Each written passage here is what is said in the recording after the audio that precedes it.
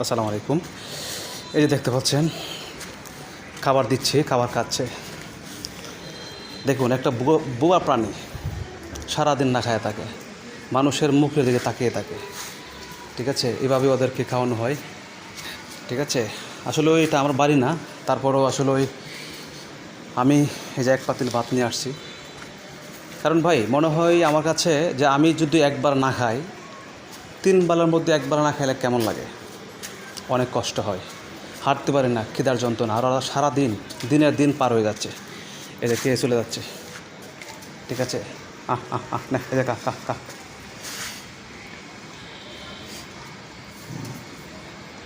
তো এইভাবে ওদেরকে যতটুকু সামর্থ্য অনুযায়ী আমি খাওয়াই।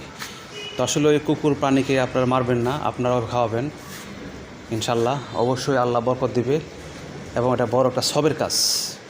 ঠিক আছে।